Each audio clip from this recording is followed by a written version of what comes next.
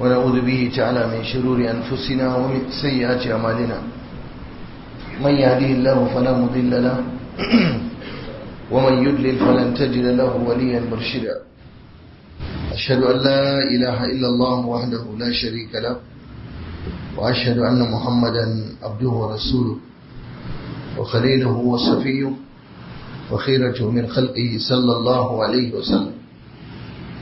السلام عليكم ورحمة الله وبركاته. يوم 29 ga watan Shawwal shekara ta 1446 Hijriya wanda ya dace da 27 ga watan Hudu shekara ta 2025 miladiya. Muna darasi na 164 a cikin karatunmu na wannan littafi Muktasar Zadul Ma'ad na Sheikh Da'watul Islamiyya Muhammad ibn Abdul Wahhab rahimahullah. A yau insha Allah muna cikin yakin Tabuk. za mu tashi wata lawwama ala abi dharrin ba'ira. mun ce Abu Dharr al-Ghifari Jundub bin Junada yana daga cikin sahabban da suka yi jinkiri ba su samu tafiya yakin Tabuka da wuri ba kafin Annabi sallallahu alaihi wasallam. shafi na 244. to kafin nan ya kamata mu san shi Abu Dharr al-Ghifari da irin matsayinsa, kuma alhamdulillah Allah ya kiyaye shi baya cikin munafukai ballantana a ci yaƙi zuwa yaƙin Tabuk. Sunansa Jundub ibn Junada, asalinsa Jundub. Abu Dharr din alkunya ne. Jundub sunan babansa Junada ibn Sufyan ibn Ubayd al-Ghifari, shi ne ake ce Abu Dharr al-Ghifari, alkunyarsa ne Abu Dharr. Asalin musuluntansa ya ji labarin manzon Allah ne sallallahu alaihi wasallama, sai ya shigo Makka wato a ɓoye, sannan yana cikin tsoro, yana jin labarin wannan bawan Allah Muhammad. Ya ce da Allah yana so a haɗa shi da wannan bawan Allah, a kai shi inda yake ya ga sha'aninsa. Yana zuwa da ya ga manzon Allah sallallahu alaihi wasallama alatul a take kawai sai musulunta a gaban Annabi. Kenan Abu Dharr al-Ghifari Annabi ne ya bashi kalmar shahada. Kwata-kwata a duniya shine mutum na biyar a cikin wanda suka musulunta. Khamisu khamsatin, Abu Dharr al-Ghifari shine na biyar cikin wanda suka musulunta a duniya gaba daya. Khamisu khamsatin aslamu ake ce, shine na biyar da ya musulunta a cikin sahabban Annabi sallallahu alaihi wasallam. Abu Dharr al-Ghifari lokacin da ya musulunta, to ya ga farkon musulunci ne ana ta tsoro, ana ɓoye musulunci, sai ce shi bai zai ɓoye ba, shi zai bayyana. ya zo masallaci mai alfarma al-Masjidul Haram. A lokacin akwai kafirai da mushrikai, kawai ya daga hannunsa ya ce yana shaidawa duniya shi fa musulmi ne, kuma ashhadu an la ilaha illallah wa ashhadu anna muhammadar rasulullah. ai yana gama wannan magana sai aka rufe shi da duka, kashi suka ban shi sosai mushrikai da kafirai. kai waye har ka isa a nan ka zo ka mana magana musulunci? wannan fa malam a garin Makka aka yi wannan abu. ka isa ka bayyana mana kalmar shahada? suka masa duka sosai kamar za su hallakar da shi. ya samu ya farfado ya tafi. Gobe da ya dawo sai ya sake zuwa wurin da ya miƙe din ya daɗa cewa ashhadu an la ilaha illallah wa ashhadu anna muhammadar rasulullah. Ya ce wa duniya shi fa musulmi ne kuma ya yadda annan muhammadu ban Allah ne ko manzon Allah ne.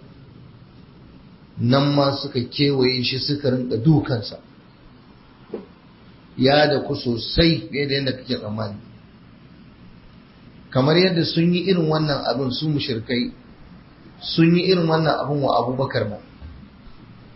Sai na Abubakar Siddiq wata rana da ya zo bayyana wala'insa ga annabi sallallahu alaihi wasallam ba irin dukan da ba a yi masa ba, shi kan dukan hadda na wulaƙanci a juya bayan takalmi ana dukan shi.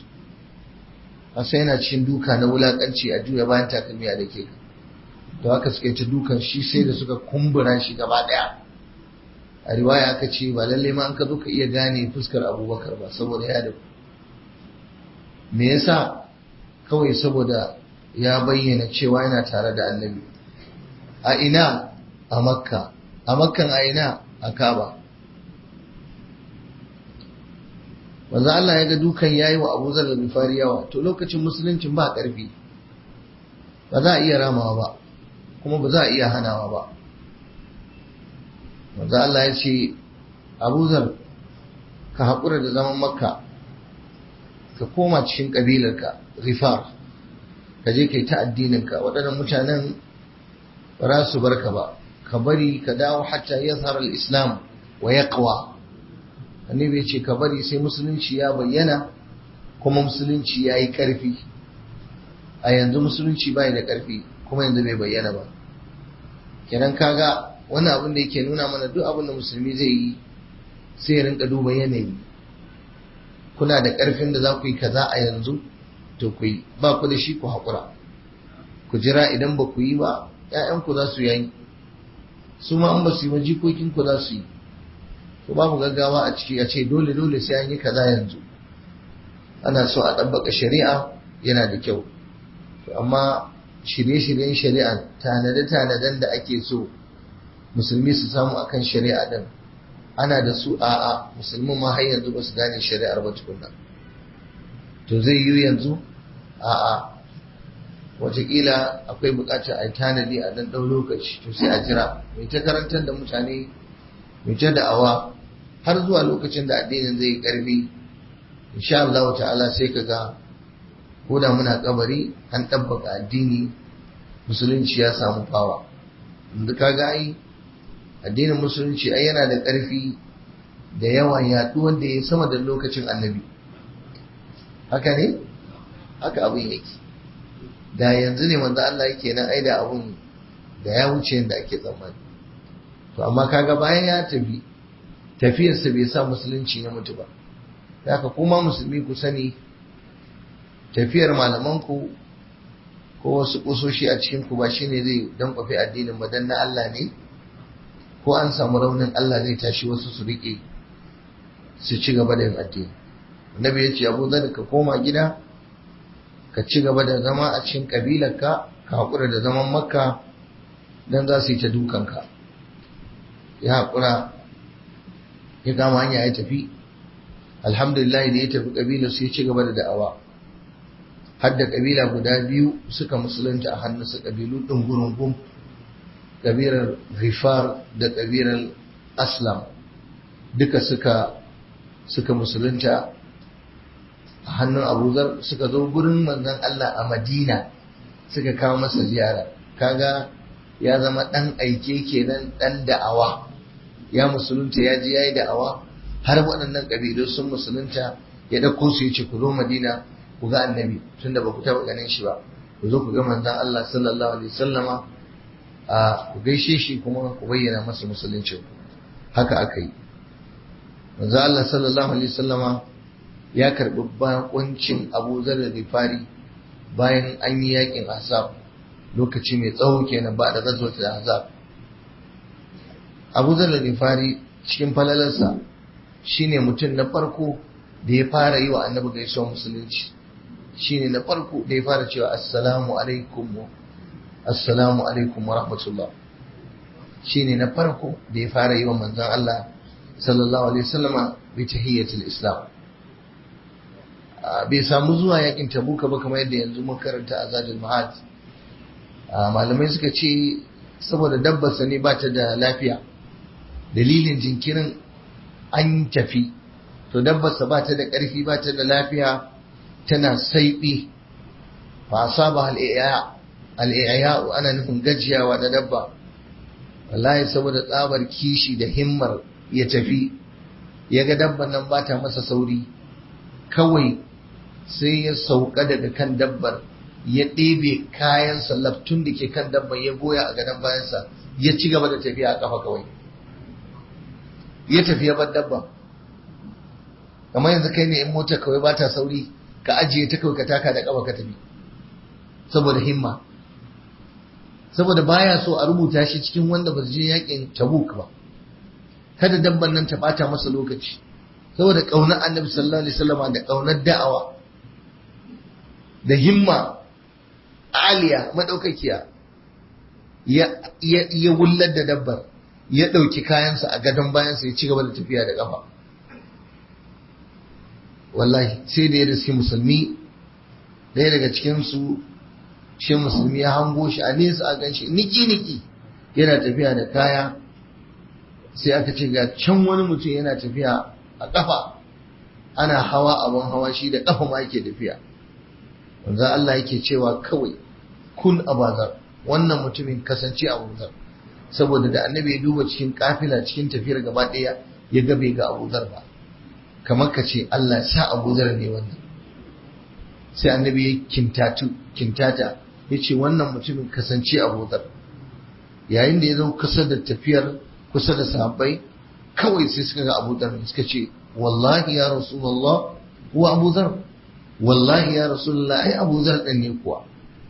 manzo Allah sallallahu alaihi wasallam addu'a yace rahamullahu abadarin, Allah ya rahama, Allah ya ji kan Abu Dharr.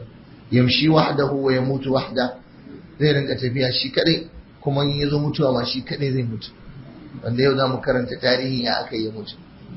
Annabi tun kafin ya bar duniya annabi ya faɗa. Yamshi wahdahu gashi yana tafiya shi kadai. Wa yamutu wahda, kuma in yazo mutuwa ma inda zai faɗi ya mutu a daji shi kadai ne. Wa yuhsharu yawmal qiyamati wahda, ranar tashin kiyama kuma shi ma tashi na daban Allah zai masa shi kadai. Allahu akbar.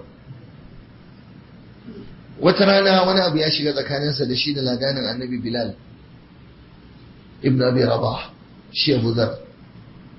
To shi Bilal baki ne, sai ran Abu Dharr al-Ghifari sai ya baci, sai ya ce wa Bilal ibn Sauda, dan bakar mace.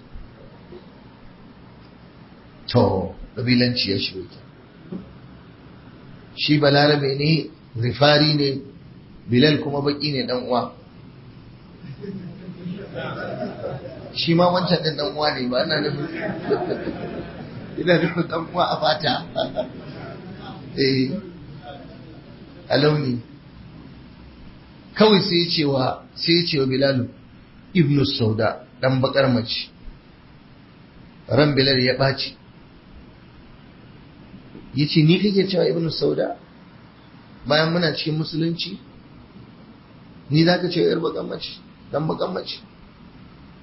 Kawai sai je gurin annabi, ka san da masu da abu ya faru sai a tafi gurin annabi a gaya ce ya rasulullahi ga dan uwana Abu Dharr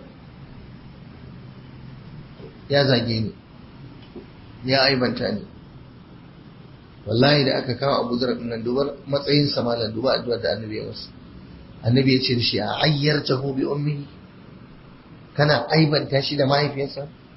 A ayyartahu bi ummihi, yanzu kai Abu Dharr kana aibanta Bilal da mahaifiyarsa? Innaka mru'un fika jahiliya, lalle kai mutum ne akwai jahiliyanci a tattare da kai. Shi ma ran annabi ya baci. Ya zaka kawo wani maganar kabilanci bayan ana cikin musulunci? Innaka mru'un fika jahiliya, lalle kai mutum ne da akwai sauran jahiliya a tattare da kai. Bilal ya kawo ƙara gurin annabi, ga abin da manzon Allah ya faɗa. Kaga manzon Allah yana kula da hakkin kowa ke. Da haka maganar launin fata, kabila, yare, duk a addini babu shi. da kowa duk ɗaya ne, inna akramakum inda Allahi asfakum. Duk wanda kaga yana aibanta ka saboda gari, ai kai ba ɗan gari ba ne, ai wannan baƙo ne, ai wannan ma kaza ne, ai wannan baƙi ne, ai wannan fari ne, ai wannan ba balarabe, wannan ai ba bature ba ne, wannan jahiliya ne, ba musulunci. Da baki da fari da kowane kala da gajere da dogo duk wasu da wasu ya addini. Abu Zarran hankalin sai tashi ya firgita ya kama roƙo yana cewa manzon Allah na yi kuskure a mini afuwa, na yi kuskure a mini afuwa, na yi kuskure a mini afuwa. Ka san me ya shimfida fuskarsa, kuncinsa nan a ƙasa, nan fa fuskarsa haka ya shimfida a ƙasa, ya ce ina Bilal, ya ce zo ka tattaka fuskata, ka tattaka ni kawai, ka rama abin da na maka, ni ba kowa bane, bai isa kowa ba, yau ga farin mutum din kansa a ƙasa ina goga shi, ka zo ka tattaka da takalmi, ko na dan samu sauki in ji cewa ka rama wannan abin da na yi maka.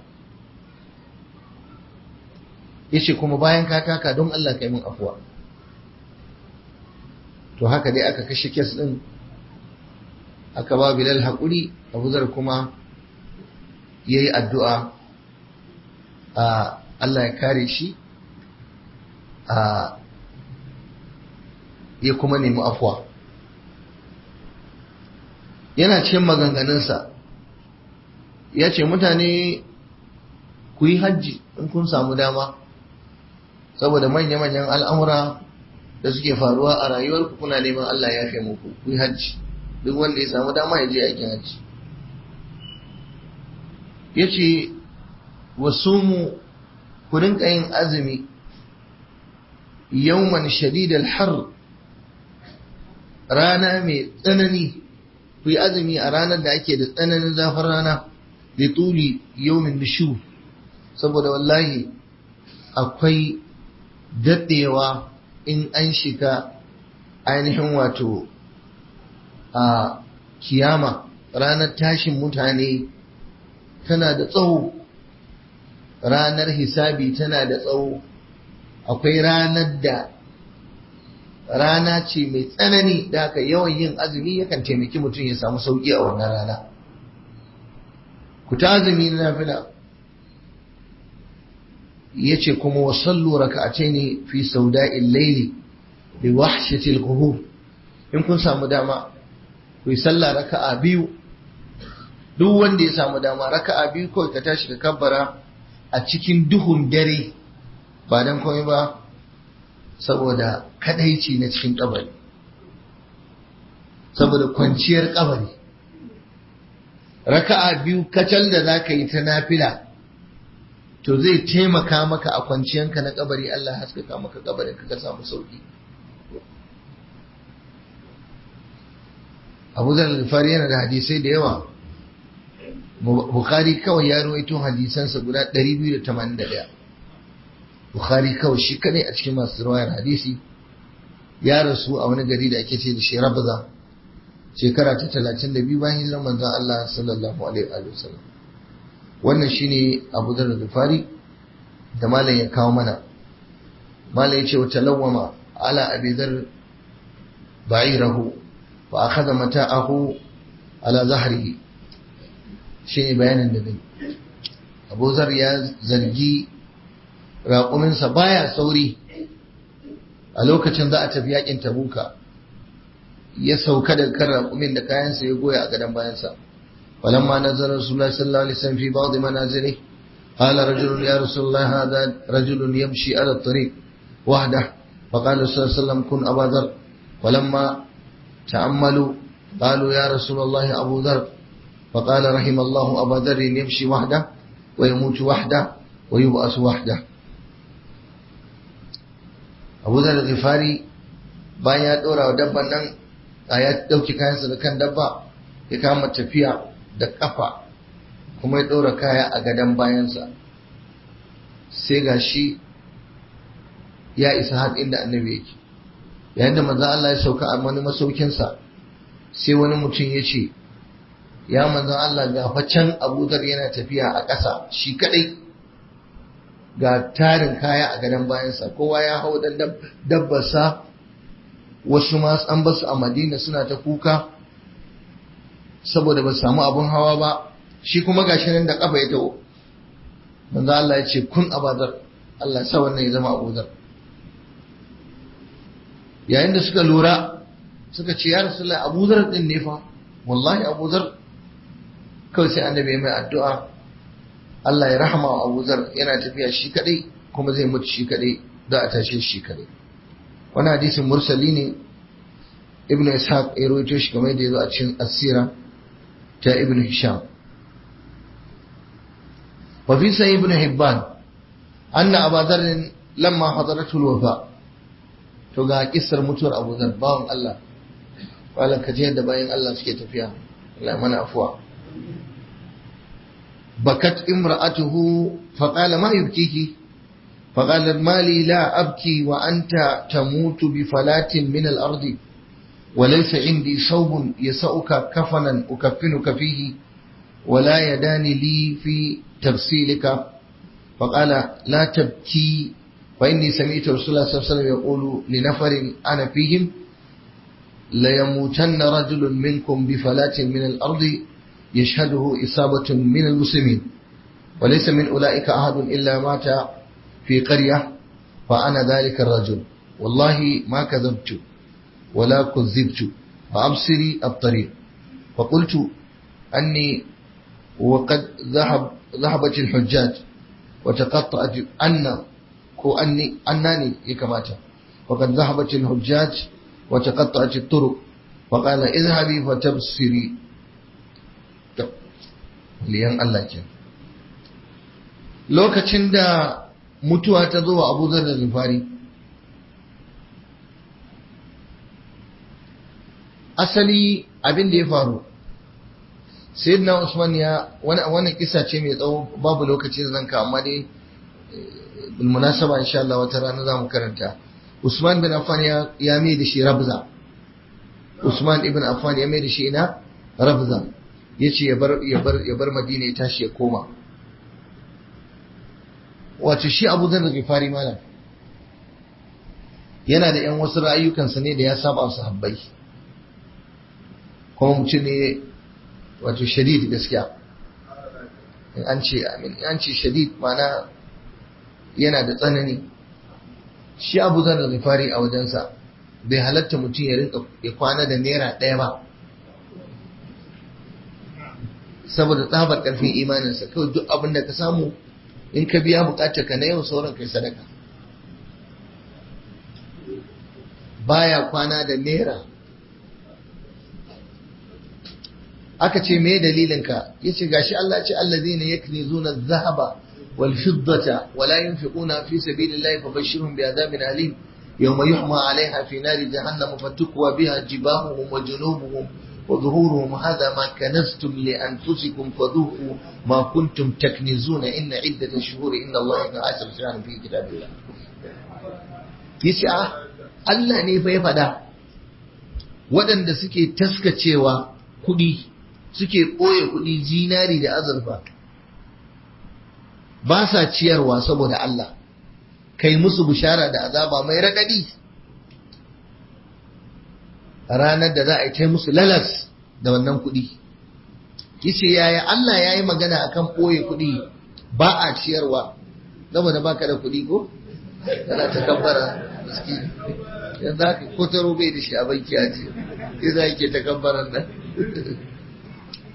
Yace ba zan ajiye komai ba, da haka Abu Dharr in ya fita duk abin da ya je nemo zai biya bukatar sannan kuma zai ba mu bukata. Yace yaya zan kwana da naira ɗaya makocina yana bukatar ta? Malam kaji imanin mataki-mataki ne ko? Shi yasa babu asarar da a duniya irin dan shi'a mai zagin sahabbai.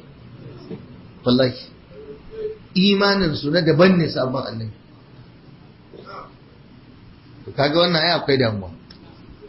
To akwai wasu matsalolin ma dan saboda lokaci, har ta kai ga an ta samun yan mashakil. Usman bin Affan ya ce ya koma Rabza, ya je zauna a can Rabza, sai gashi alamar ciwo ya danne shi, alamar mutuwa ta bayyana a gare shi. Kurin matarsa sai ta kama kuka,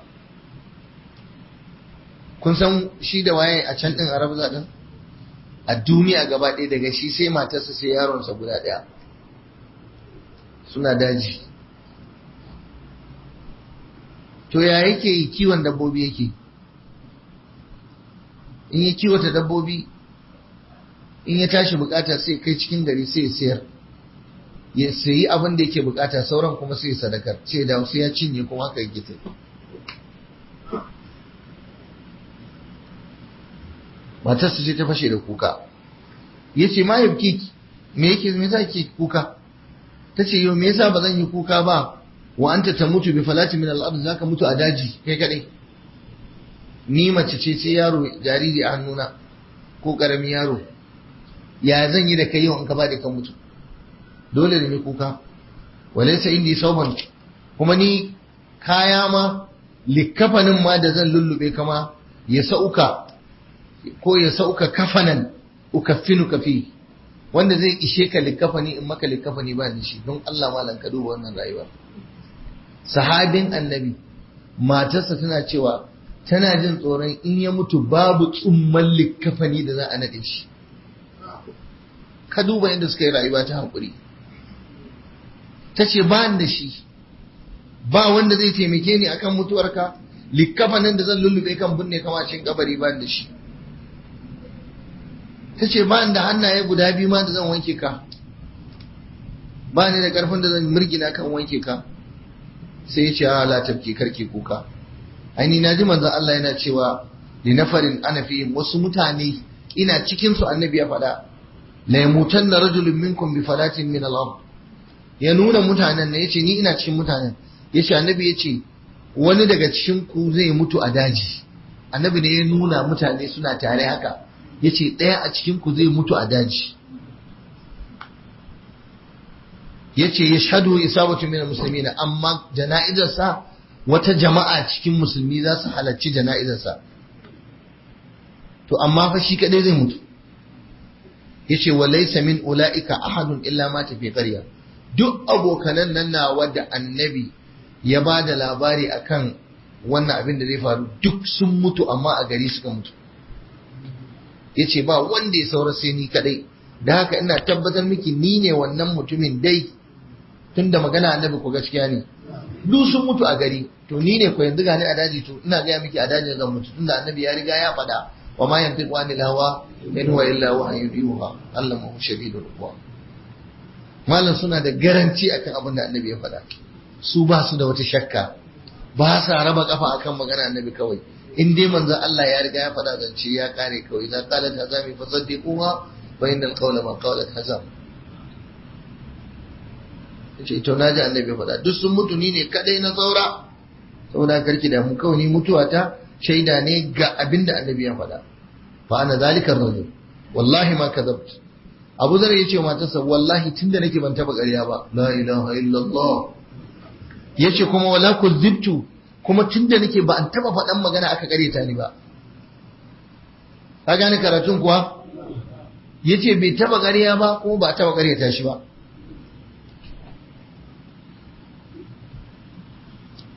Yace wannan maganar da nake gaya miki fa absidut tariq, ki je ki duba hanya kawai, mutuwa za ta zo, kuma amma in na mutu ki duba hanya, wallahi sai kin ga mutanen nan sun zo da annabi yace za su zo.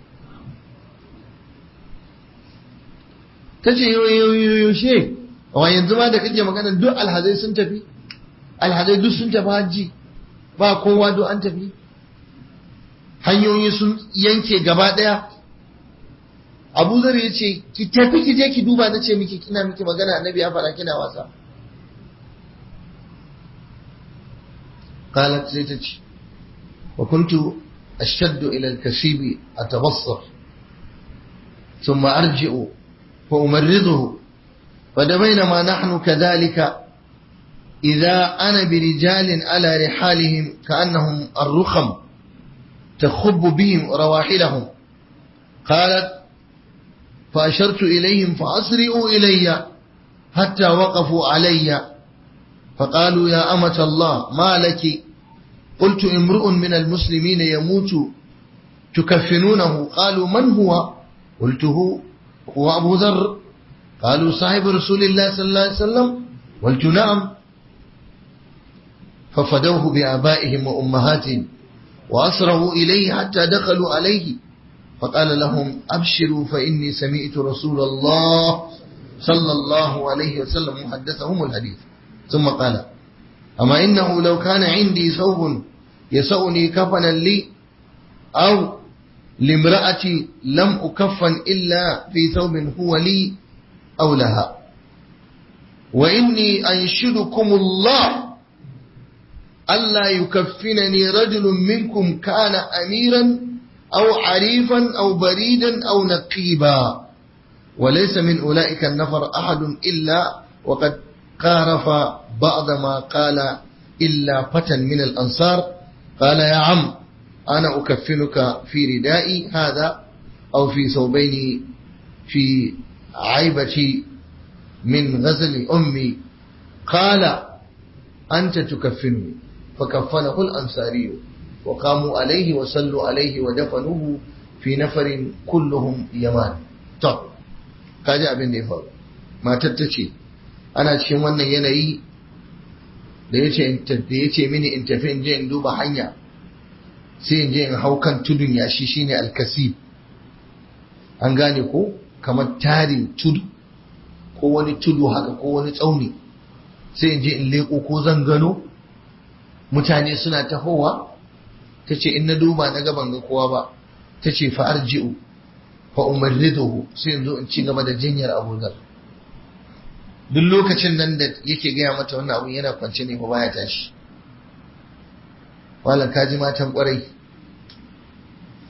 ba matan da suke gujewa mazajensu idan ciwo ya kama su ba. Kaji matan kwarai masu tarbiyya islamiyya wanda suke tare da mazajen suna taimaka musu.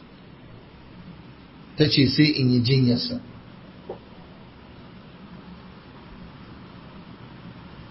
A irin yanzu ba da za a zo ciwo ya kama ka kana da mata kaza ana ta neman wa za ta bi ka asibiti, kowa tana ce a tana da yara, a tana da aiki, tana da uzuri. Ka je ka mutu kai ɗaya. Wallahi akwai bawan Allah da ya zo zai mutu a ci ƴaƴansa a nemi wa zai je jinyarsa, kowa sai ce wallahi ma zo. In an yi wa mutum magana ce a afwan wallahi ina da yan ayyuka, ina da uzuri. Uba ne yake kwance a gadon rashin lafiya ya yi kashi da fitsari, ciwo ya kwantar da shi a wancan asibitin. Ga 'ya'ya nan balagaggu suka ƙi zuwa, sai wani ɗan iska a cikin yaran, kuni na ce ɗan iska kuma ɗan iska ne wallahi, dan lokacin har uban ya gama rayuwa yana ce da shi ɗan iska, ɗan shaye-shaye, ɗan kaza-kaza. Sai ce ubana yana ciwo ba zan je in jinyarsa ba, shi ya zo yana mai jinya. Kafin ya mutu sai da ya ce wani duk abin da kake na yafe ma. Haka yaron nan yake zuwa asibitin nan, duk waɗanda ba yan iskan ba suna can, wani ya tafi kasuwa, wani ya tafi makaranta, wani kaza wani kaza wani kaza. Yaron nan uban a hannunsa ya mutu, kashi yake uban kashi, amma yaron nan haka zai shiga cikin bargon uban mayafin, ya shiga ya sa kansa da warin kashin nan baya ji, ya sa tishu ya murgine shi, ya ɗebe kashin, ya ɗauko ruwa a bokiti da abin nan chemical din abin na asibiti, ya wanke, ya masa tsarki, ya masa alwala, ya dogara da shi, ya ce kai sallah ba. In ya gama ya gyara mai jikin ya ji daɗi sai ya ce Allah ma albarka. A cikinsu kuma akwai wani kuma yana can filin ball kullum da yamma baya fashi. Ina gaya muku wannan ne saboda me ɗa da kake gani mai jin kai alheri ne ga ɗan adam. Zai iya yi wa Allah ya jarabe ka da nisan kwana, ciwo ya danne ka a cikin ‘ya'yanka kaza, in ba sa'a ka ce ba sai ga guda ɗaya biyu ne masu jin gai. Sai ga wani yana tausayin ubansa, wani kuma baya tausayinsa. Kuma ko suna ƙanana za ka gane wa ya fi damuwa da kai, wa ya fi damuwa da sha'aninka, wa ya fi maka hidima, wa yake da ƙiwuya. Kuma bayan mutuwan uban sai yaron ya samu shirya.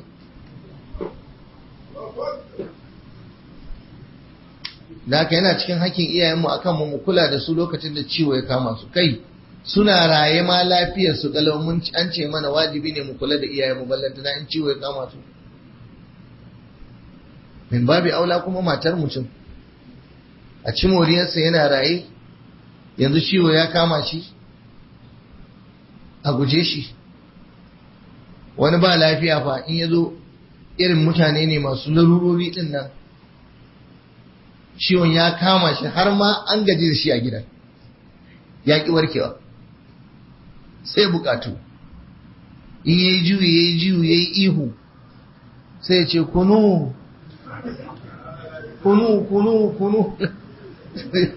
sai ce a kawo kunu, sai a je a damo kunu.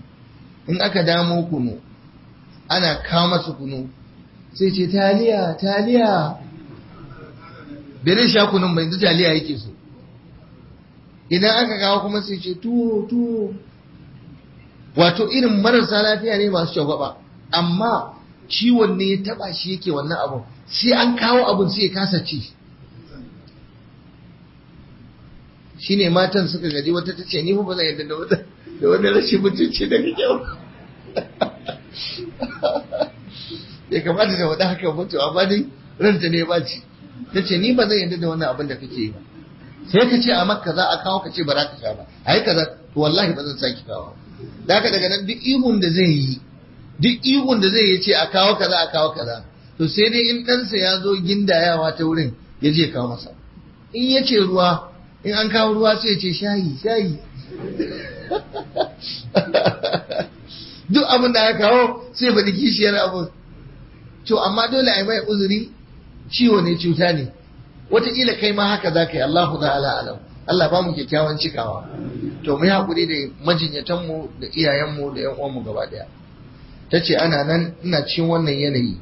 Wa da baina na anu kadhalika, muna cikin wannan yanayi sai ga wasu mutane akan dabbobinsu kamar wasu tsuntsaye. In an ce ar-rukham ko ar-rakhm, aka sunan wani tsuntsu ne mai gashi, wato a farin gashi tattare da shi da kuma bakin gashi a tattare da shi tsuntsun. Ta ce suna kan ababen hawansu, suna ta zabura da su ababen hawan nasu, daga nesa ta hango su. Ta ce ina hango su fashantu ilayhim, sai ne musu nuni, sai na ce da su asri'u ilayya, ku sauri gurina, ku tawo wurina. Kaga wannan yana nuna hatta mace matar aure akwai yanayin da za ta iya kasancewa a larura ta buƙaci taimakon maza. Duk kishinka, duk aƙidaka, duk in larura ta zo akwai lokacin da za ta fito ta nemi a taimaka maka. Ku taho wurina, ku zo wurina. Suka zo, ta ce hatta waƙafu alayya, suka tsaya inda nake. Suka ce ya amatallah, ya ke baiwar Allah, malaki me ya same ki, kina ta kiran mu. Sai ta ce imru'un minal muslimina ya mutu, wani mutum ne gashi nan ya kusa mutuwa. Wannan a lokacin bai mutu ba Abu Dharr, amma duk alamun mutuwa sun tabbata. Malam ka duba walittakan Allah, mutuwan zai, amma Allah bai rike harshensa ba, jikin dai baya motsi, ya riga ya gama robewa. Ka san wasu Allah yakan ba su malam, alamun mutuwan ya bayyana gare su, sun san mutuwa za su, kawai jiranta suke ta zo ta dauke su kawai. To sahabbai ne malam, sun samu tarbiyya ta imani. Ta ce wani bawan Allah ne gashi nan zai mutu, tukafinunahu, ku zo ku yi mai likafani. Qalu man, suka ce waye wannan? Qultu Abu Dharr, ta ce sunansa Abu Dharr. Qalu sahibi Rasulillah sallallahu alaihi wasallam, suka ce Abu Dharr sahabin annabin nan. Kaga ashe daman tun daɗin ma popular ne, sananne ne. Suka ce Abu Dharr din nan sahabin annabin nan. Ta ce kwarai kuwa shi din. Suka ce ka fidahu abi wa ummi, mana fansarsa babana da mamana, fa fadahu bi aba'i ma ummatin. Balarabe idan yana so ya nuna yana yabanka, yana son ka, sai ce na ba da babana, na ba da mamana a kashe, amma kai ka rayu. Mana ko da babana da mamana sun mutu, rayuwarka kai kana rayuwa ya fi. Kaga iyakacin yabo kenan, wanda annabi ake yi wannan. Fidahu abi wa ummi, ko fidaka abi wa ummi ya habib Allah.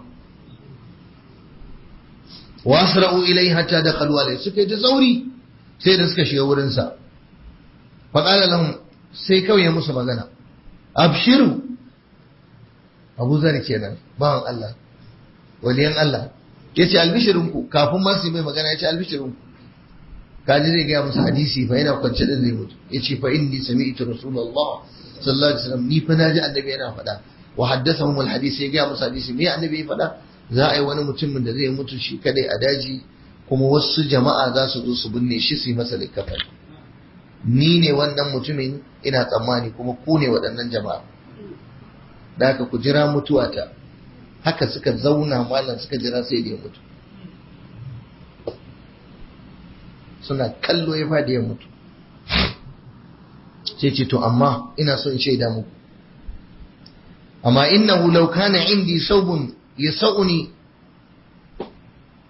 da a ce yau ina da suturar da za ta ishe ni yanzu ka duba a lokacin da zai mutu kayan sawa bai da shi bai da riga da za ta ishe shi ta zama likafani kun gane karatu da yau ina da suturar da za ta ishe ni kafanan kai da yau matata tana da suturar da za ta iya bani a lullube ni to wallahi ba zan so a duniya a mun likafani da kayan kowa ba sai nawa da ni na san hanyar da na nemo kuɗin da na mallaki nawa ko na matata wanda shi ni ma na san hanyar da aka san wannan ba na so a mun likafani da kayan wani a duniya ko kuɗin wani a duniya in ba nawa ba da na matata to amma matsalar duka ba mu da shi kar ku manta mu rinka tunawa sahabi ne ake magana a zamanin annabi sallallahu alaihi wasallam akan sutura kayan sawa sai ce ai a lokacin mutum nawa ne ma yake da riga biyu a zamanin annabi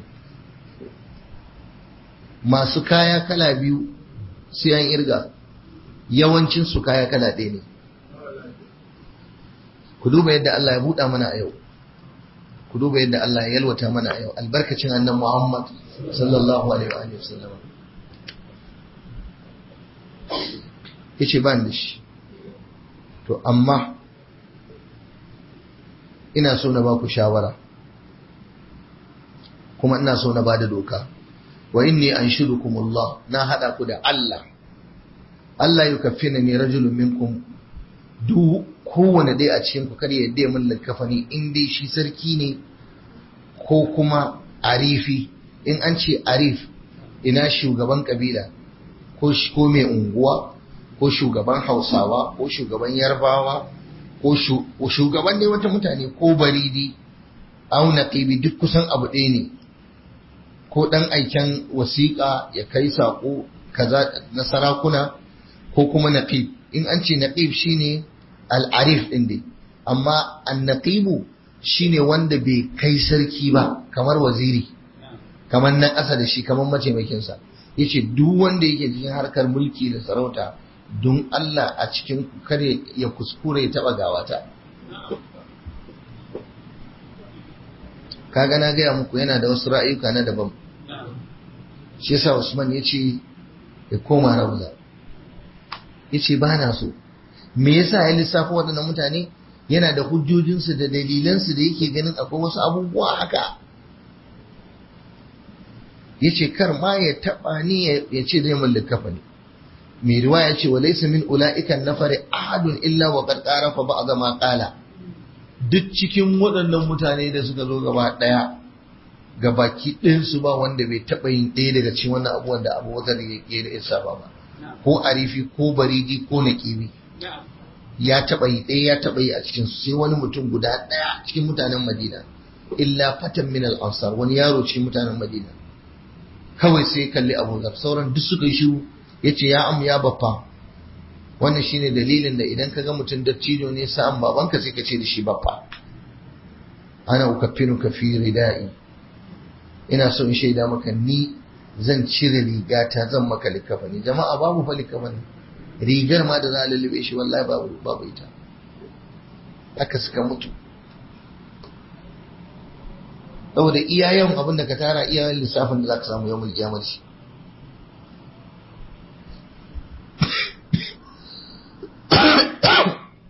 yace ni zan maka likafa ne a cikin kayana riguna na guda 2 yace kuma yana nan a cikin jakata, wannan kaya uwata ce ta ɗinka mini su, mahaifiyata ce ta saka min su. Abu Zar yace yawwa anta tukaffinu ne, sai nuna shi, yawwa kai na nuna kai ne zaka taba gawa ta kamar likafin. Ana kaga taka tsantsan, kaga wara, kaga taka tsantsan. Daga nan malamai suke cewa ya halatta mutum yana raye ya bada wasiya akan mutuwarsa, yace in ka mutu karwa ne yazo wajenka, ko kuma kada mai kaza kada taba gawarka. Kuma za ka iya wasiya ka cewa ne maka sallah, ko kuma sifar mutane kaza su maka sallah. To amma kuskuren da mutum yake yana rayuwa ahlus sunna bai wasiya, sai abun bakin ciki ahlus sunna yazo ya fadi ya mutu, wai wani boka yazo ya masa sallah. Wannan akwai ciwo kwarai. Mutumin da kana fafatawa da shi a rayuwa, kana yakar aqidarsa, tsautsayi ya sa shine limamin unguwarku, kawai ka fadi ka mutu, shikenan kawai iyayenka ko yan uwanka su tura gawa ka, wannan mutumin shi zai masa sallah. Ko matarka ko danka, a'a ai tunda ban yarda da aqidarka ba, to ba wani magana ka matso kan gawata, ban yarda da abin da kake rayuwa akai ba, ba limamin unguwa ba ko limamin gari ne kai, to ai gawata ce. To mutum yana iya cewa kar a masa kaza, kamar yadda mutum zai iya cewa kar fa a min kuka mutuwa, ko kuma mutum ya ce kar a mai zama makoki. Yanzu da yawa alhamdulillah an samu wayewa, mutum kafin ya mutu zai ce kada a masa zama makoki, kuma ana ɗabbakawa. Da haka da an je makabarta an dawo ba taburma ko ɗaya a kofar gida, kawai kowa ya shiga gida, duk wanda ya zo a ce Allah ya saka da alkhairi, an gode. Wanda zai bugo waya ya bugo, wanda zai samu yan wansa a kasuwa ya samu, wanda aka zo aka same shi a kofa a gida ayi sallama da shi ya fito, ba laifi. Da yawa wallahi malam wasu suna tabbaka wannan sunna ta hana zaman makokin. To amma mutum zai zo ya zauna, manzo Allah ya ce yayi ɗayan ku zai zauna bai rubuta wasiyarsa ba. Yanzu kai kana da wasiya? Kayi alƙawari ne da mala'ikan mutuwa zai barka sai bayan shekara 80 90 100 ya dauke ka? Wasiyar da zaka zauna kawai ka rubuta a takarda, annabi ya ce kar ɗayan ku ya kwana ba ce wasiyarsa tana karkashin filonsa. Shammatar mu ake kuma bamu sani ba, musamman ma wanda yake yana cikin jinya ba lafiya, dauko takarda da bidiyo don komai zai iya faruwa, maza rubuta, wani yana bina ina bin wani yana bina ina bin wani, abu kaza ina neman afuwar wani, ina neman afuwar wani, na masa ba daidai ba, wani mun yi kaza, aje a ce na yafe masa, wani kaza kada amin kaza lalle ya ta wance kar a kuskura aurar da ita ga wani saboda dalili kaza lalle ya ana ban yadda ayi kaza ba, a cikin dukiyata a dauki 1/3, kar a raba gado, a dau 1/3 cikin dukiyata a gina min masallaci, a gina min makaranta, ayi kaza. A cikin yara na akwai wane da ba zai gaje ni ba, baya cikin magadana, amma da shi muka yi wahalar neman kuɗi na, kar ku zo raba gado ba ku bashi ba, ku kore shi, ku tsakuran masa miliyan 200 haka. Ƙwarai kuwa, ƙwarai da gaske, ƙwarai. Ai suna nan wanda su suka yi wahala da alhaji, tun alhaji bai zama wani ba, su suka yi ta wahala, yaransa suka yi ta neman masa kuɗi. Su ne masu kula da shago, su ne masu kula da shares ɗin banki, su ne masu kula da kamfanoni, su ne masu kaza, su suke hidima, su suke juya kuɗin. 'Ya'yansa fa suna Ingila, Amerika, suna karatu, suna kaza, wasu ma basu ma san kasuwar ba, sai ya zo ya faɗi ya mutu. Yaran nan da suke hidimar tara mai dukiya a kasuwa ba maciyin gadonsa ko ɗaya, saboda rashin kirki irin na 'ya'yan zamani. Idan an zo rabon gado gaba ɗaya koransu ake, kai da uwa ka uban kama ake raba, kawo mu kullai, zo za a yi lissafi, wane ka shirya akwai lissafi, yawwa haka za a yi taimaka kawai saboda ka zama yaron alhaji. To wanda ake tuhumarsa za a yi lissafi, yaushe za a zo rabon gado a ce a tsakuran masa, ko an ce a tsakuran maka, wani matsiyaci zai ce wallahi in aka ɗauki kobo na za a ga rashin mutunci. To shi sai kai maza ka ce a cikin dukiyata abu kaza a ɗauka a bawa wani, saboda baya cikin magadana, kan na mutu ku zo ku bashi a talauci a wulakanci. Wani iyamuri fa haka yi wa musulmi ne, musulmi ne ya gaya mini, yace wallahi malam na wahala ina hidimawa ne, yace kuma abun mamaki mutumin nan daga nesa yake turo mini kaya, ina ta mai business, na bude mai katon shago anan bai taba zuwa ba sai dai a hoto, biliyoyin kuɗi nake juya masa. Yace abun mamaki kafiri ne, da yazo zai mutu sai ya tare yan uwansa, kafiri ne fa, yace dukiyata da take wajen wani shago kaza na bar masa, abu kaza a yi lissafi da muku da shi, kar wani ya karba. Yace haka ya mini, yace da haka ni da ya mutu rabi da rabi ne, da zafin mutuwarsa kuma da dan murna dan ni ma na dan samu waraka. Wannan kafiri ne yayin wannan. To me yasa ƴan kasuwan mu, attajiran mu waɗanda suke juye kuɗi da dukiya ba sa yin wasiya, ba sa yin abin da za su taimaka wa yaran su na kasuwa?